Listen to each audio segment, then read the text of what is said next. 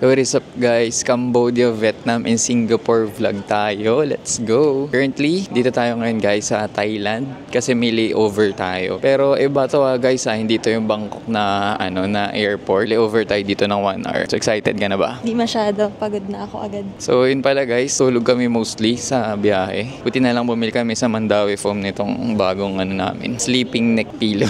Si Idol nag-trip ng mango sticky rice. So dito guys, 180 lang. Yun Sa marami-rami na kami nadaanan pero ito na yung pinakamura. Masabi mo? Happy? Nice one. O happies? Dahil medyo matagal tayo ulit magta-Thailand kaya sinusulit na natin to. Bumili kami ng Thai tea, 220 baht. Ito ang daming boba. Tingin mo sulit.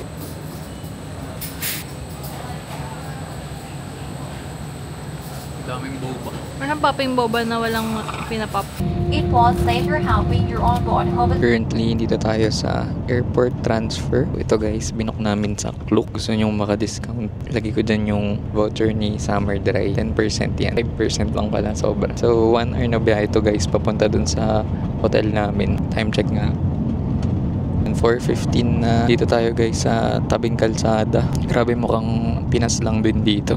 May lipid-lip na ako kasi pareho lang din mo nakikita. Dito na tayo sa hotel. So, ang hotel natin guys ay Wonders Hotel dito sa Siem Reap. So, ito ang itsura guys. Maliit lang. Tulugan lang talaga. Pero kinuha namin to kasi may pool to guys. Tsaka breakfast. Sariling CR. Malaki din yung CR kahit papaano Ngayon, ang itinerary natin, nahanap tayo ng makakainan. Sabi ni Kuya Driver, okay daw yung dito, fish amok. So, let's see. Ito yung hallway. Doon kami banda. Pangatlo. And then, dito sa kabilang side, ayan, may pool. So, tatlo yung pool dito, guys. Dito yung isa. Ang ganda naman. So, binayad namin dito, guys, 800 lang per night. May isang pool dito, mamaya, doon sa kabila. Baka mag-tour din tayo. Pero angas na Kakain ko dito. Ganun lang ako. Papunta kami ng Pub Street. Kita nyo guys, ang lakas ng ulan. Hindi lang sa atin ang may bagyo ngayon. Kung magiging late upload man to, may bagyo kasi ngayon guys sa Philippines na Nardo PH. Super typhoon.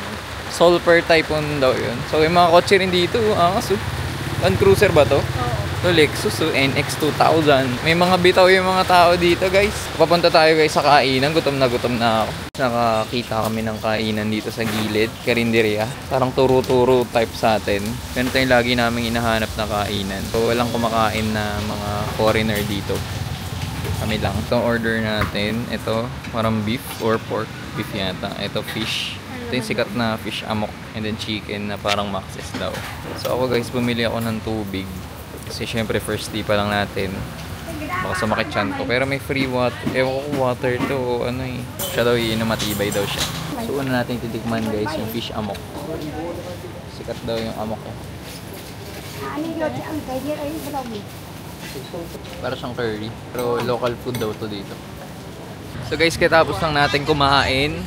So lahat ng yon 350 pesos. So sulit na rin kasi dami na yun Tapos local food na yun. Nasa tourist area. Oo, tourist area. Yung mga bagay na sulit magastusan kasi wala tayo nun sa Pilipinas. Yun yung mga binabayaran dito, yung local food. Ito na guys yung sabi ko sa inyo, Pub Street. So more on inuman dito. Alam nyo naman, di tayo pala inom masyado. Ito lang, lakad-lakad lang tayo. May pinasukan tayong food court. Grabe, daming tao. Solid Good morning, dito tayo. And time check, 4:30 ng umaga ngayon. Punta na tayo ngayon guys sa pinunta natin dito sa Cambodia, yung Angkor Wat. So kita-kits na lang tayo doon dahil medyo inaantok pa kami. First time namin magtutour ng ganito kadilim. Walang kahit Time check, 5:44. Ayan na, sumisilip na siya guys. So guys, dito na tayo and ayan na, lapit na natin. Meron tayong tour guide, so kasama yun sa binayaran natin. So sa mga naghanap niyan, saan makamura para makabook kayo ng tour dito, code ni Dry, 5% off yan. Summer Dry Cloak. So for laki nito guys, dito kami sa gilid ng Angkor Wat. Grabe, massive. So this is not original name of this temple. Hanuman, who is a monkey god. Grabe. Sobrang detailed para sa sa gawa ng 1100s to. Lala. Ganda. Umakit kami dito. So far taas. Kaya nyo ba yan? Nasa likod na part na yata kami. Ito, pinugutan yung mga Budaw, ninakaw daw nung war. Next stop tayo, Tapram Temple.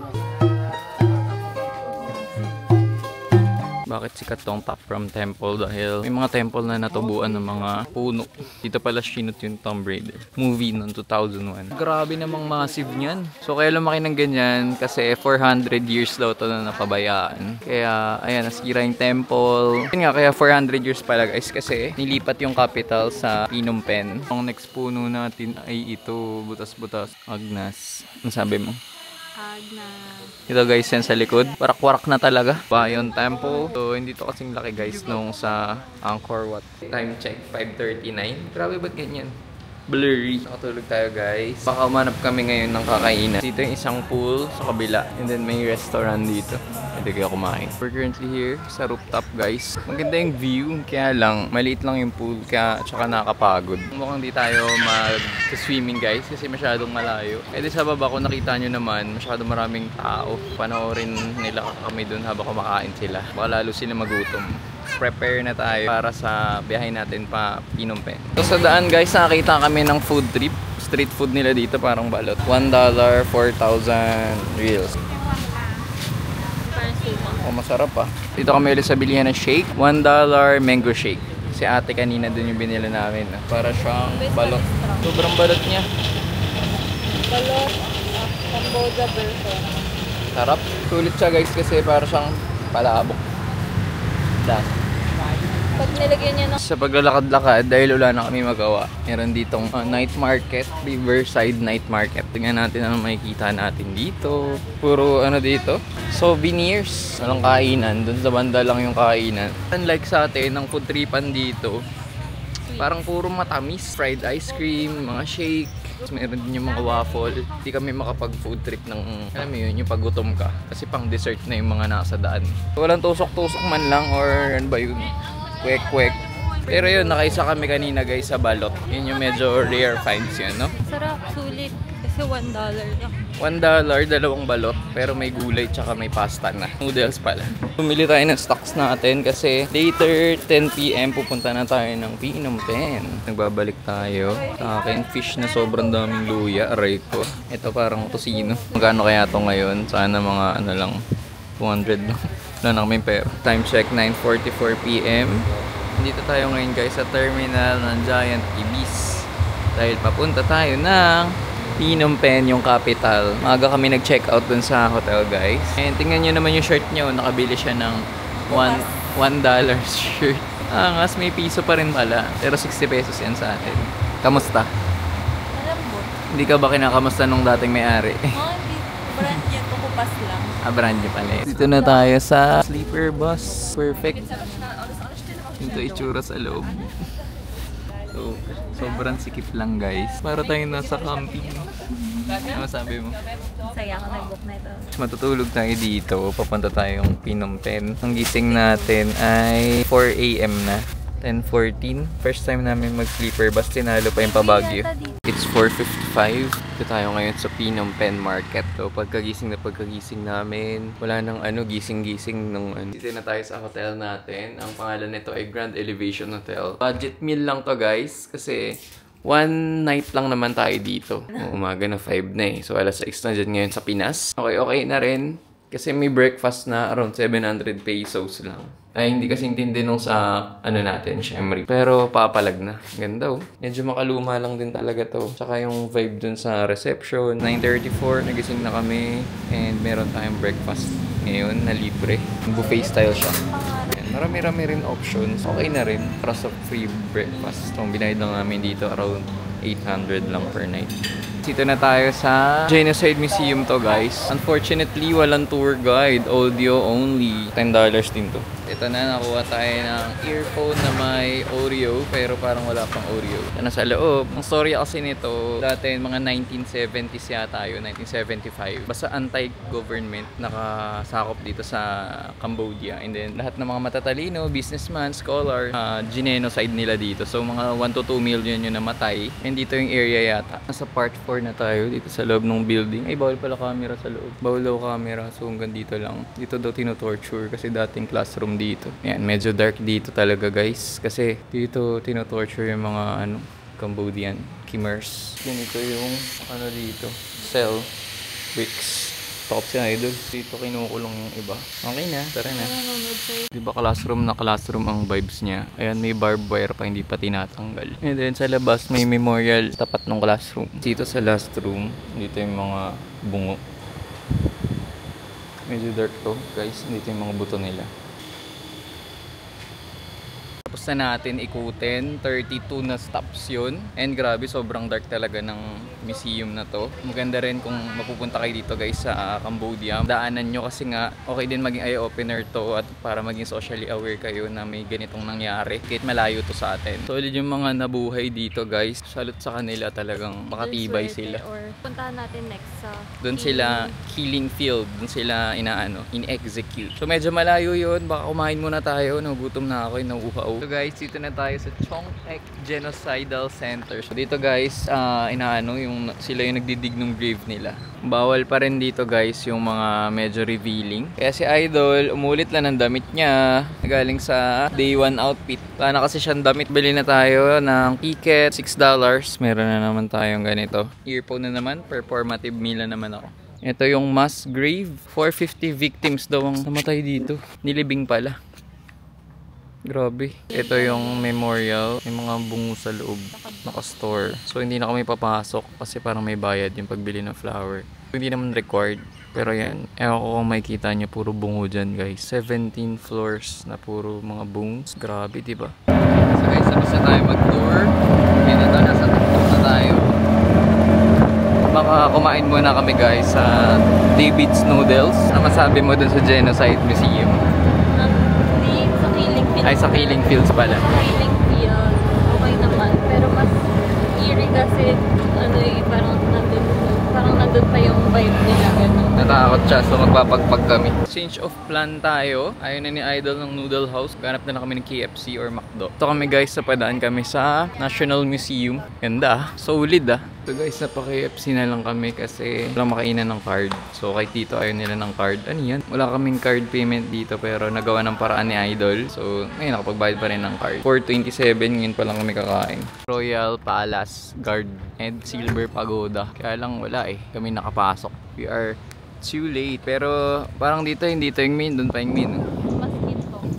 Pero yun, may pagkain.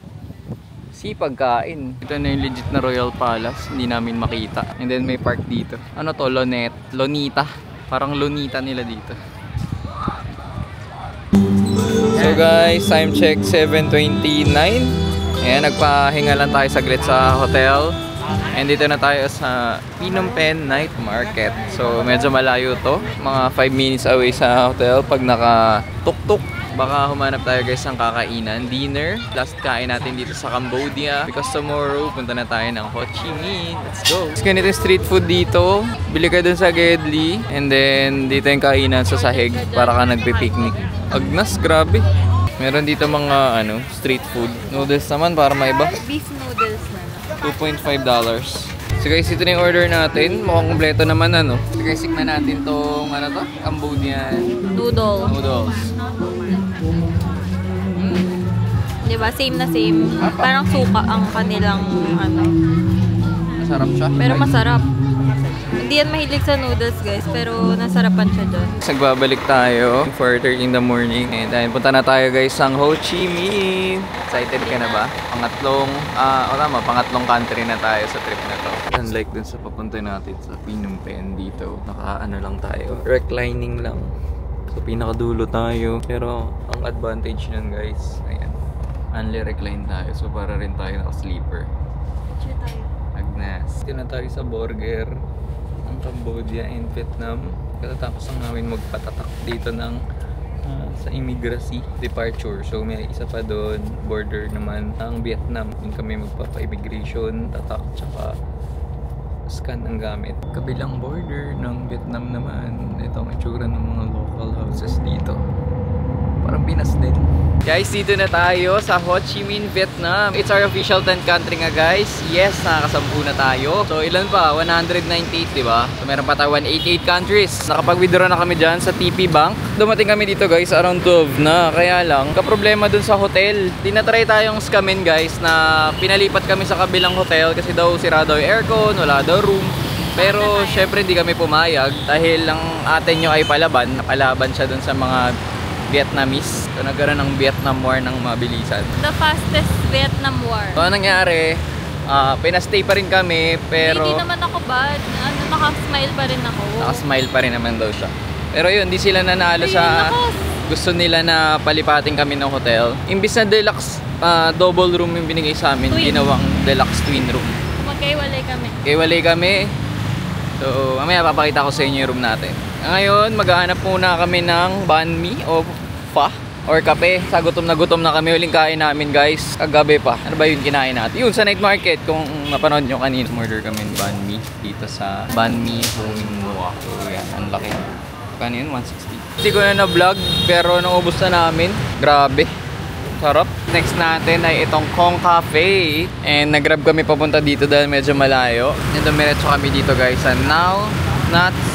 So, basta yan. Pink Church tawag yan. Ito na yung order natin. Ito yung mga bestseller. 69,000 Vietnam dong. Tsaka isang 45. Ito yung itsura dito sa cafe guys. Katapat niya itong church.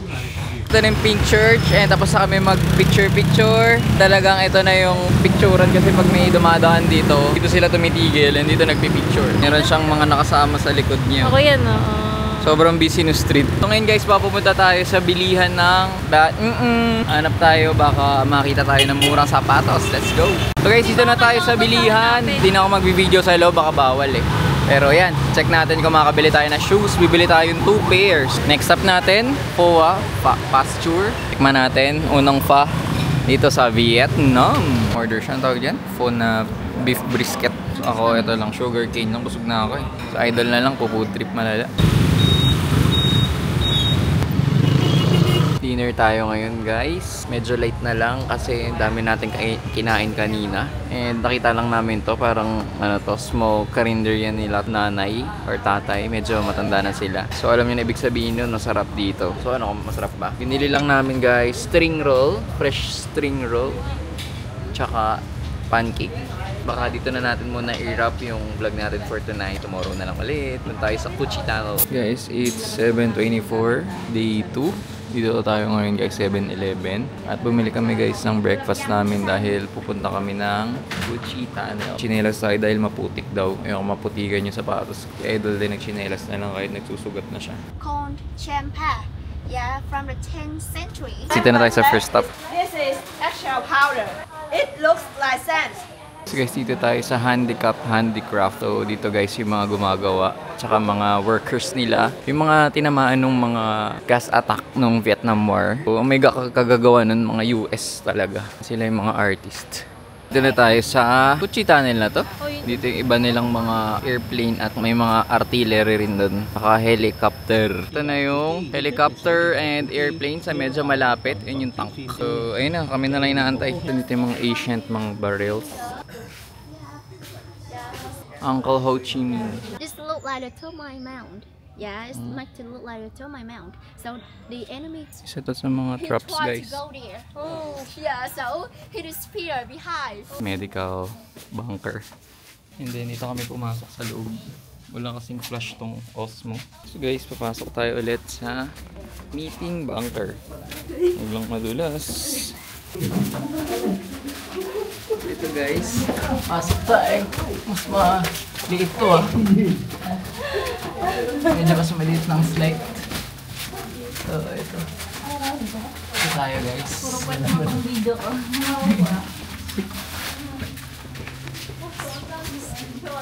Ito guys, sa kabilang dulo.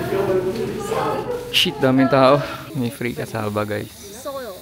Yeah, and can make many different ways. Well, Mga traps. in the middle, The arrow attack foresight. Hindi ko pa kayo na room tour guys dun sa isa namin, pero nakalipat na kami ng room. So nagpalipat kami guys kasi sira yung aircon. Ang init kagabi, grabe. Parang hindi sulit yung 2K per night natin na binayad dun. Lala. Okay naman, nice. Yung pinalit sa amin, medyo malamig na. Diyan lumabas yung galit ni Idol, lumabas yung sungay niya. Hindi siya galit nun, pero natakot yung bantay. Hingi kami ng electric fan, sira rin, nag-amoy sunog, so hinugot na lang namin. Tapos namatay. So ngayon, kain tayo. Di pa kami kumain buong araw kasi 7 yung tour kanina. Dito tayo sa Bano-Banowi. So, dito guys, sikat yung banh mi. Titikman niya lang kasi marami pa ulit tayong kakainin mamaya. Ngayon naman, nag-egg, egg matcha tsaka egg coffee. Dito tayo guys sa Little Hanoi. Ganda ng vibe dito. Chill na chill. Mura lang to guys, 40k ba to? So parang mga 90 pesos isa nito. Dito na tayo sa V&B Premium. Bumili na tayo ng shoes dito guys. 2 piraso ang balak natin. And baka bukas lalaro na rin ako. Ito kami sa night market nila. Nailo na yung foodie natin na vlogger. Hindi ko na ibibideo guys yung kinain namin kasi may hawak na akong sapatos. So hindi ko na kayang mag-vlog pa. Baka bukas na lang tayo ulit magkita-kita. It's our day 3 here in Ho Chi Minh. Ito na guys yung mga shoes ko. Hindi ko napakita yata sa inyo. Isang Airless na green, isang violet. Ready na tayo guys lumaro. Naka-rocket squad lang ang dala. Pupunta muna tayo ngayon guys sa kapihan, yung apartment. Ewan ko kung narinig nyo na yun. Pero sikat yun dito sa Ho Chi Minh, Vietnam. Kasi nga kape dito, diba? Ito na yung cafe apartment. So tara, pasukin na natin. Let's go! Dito na tayo sa restaurant, ay sa sa apartments na puro kape. Dito na tayo kay Madam Nguyen. Dito kami guys kumain at magkakape. Wala pa yung kape niya. Saan ba galing yun? May kape ba tayo in order? Tagal lang, una pa yung pagkakain sa kape. First time yun Dito na tayo sa court. In-game na siya guys. Ito itsura ng court dito. Very same lang sa atin. Pero yung walls nila ay, and yung ceiling, medyo silver. So, hindi naman siguro masyado mahirap makita yung shuttle. Pero, pang third na niya yata to guys. Medyo malawak lang dito, kating-kating na ako. Tatapos lang natin maglaro and diretso tayo dito sa Central Post Office. Dito tayo muna pupunta, picture-picture, wala naman gagawin dyan. And then doon tayo diretso sa Notre Dame Cathedral. Dito tayo sa War Remnant Museum. Ayan. Check na naman tayo ng war. Again. Man, grabe, sobrang daming tao. Pero medyo dark din. Alam, pagod na kami guys sa museum Kawawa rin yung mga Vietnam guys sa US nun. Siguro yung mga nahuhuli no. So tingnan nyo to, ang dark. Yung may bungo at saka tinotorture. Dito tayo sa Sunrise Store.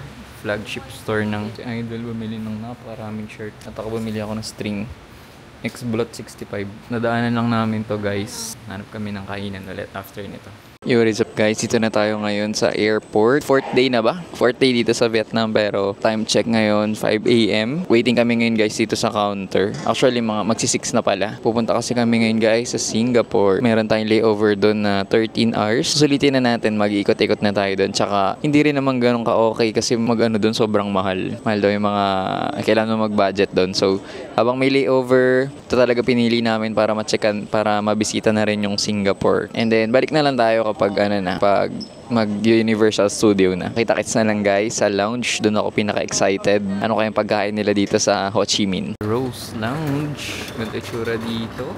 Shoutout ulit sa East West Bank dahil binigyan na naman tayo ng chance makapag-lounge dito. Ito yung food ko. Ang libre dito guys, hindi zero na Coke. Pepsi dito. Dito na tayo sa Singapore, our official 11th country. Baka mag-ikot-ikot lang tayo dito sa mga major city, sa mga major tourist spot. So, ang uwi natin mamaya, around 1 AM pa. Marina Bay Sands Park.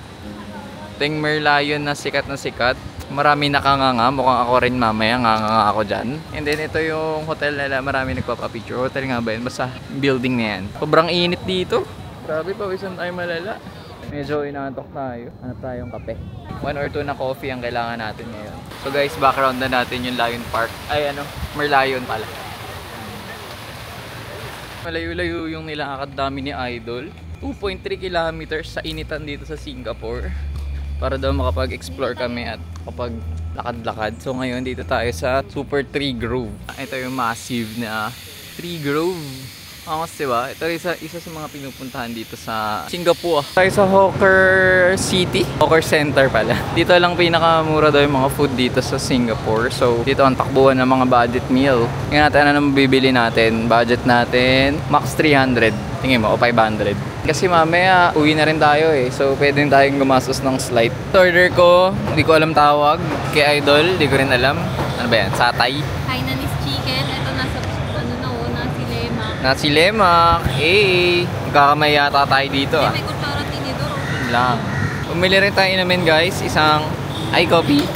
Saka isang iced bandung. Hindi ko alam yun. Mali ako na order. Mahal pa naman. Katatapos lang natin kumain sa Hawker Center. Pupunta tayo ngayon dito sa Haji Lane. Sabi ni Idol. Hindi siya Haji May guys ah. Haji Lane. So picture lang. Kasi ito na pala yung Haji Lane. Ang sige pala nito. Wala tayong gagawin dito. Picture lang. Pero mostly mga Muslim ano daw dito guys. Saka Arab yata. Ito yung sikat na Changi Jewel Changi Airport. Ang ano niya, magical. Ang lakas ng tubig na bumabagsak. Try natin bumaba kasi dito kami guys sa taas. Second yata to or third floor. And ayun, ang daming tao sa baba. Nag-iba-iba yung kulay ah.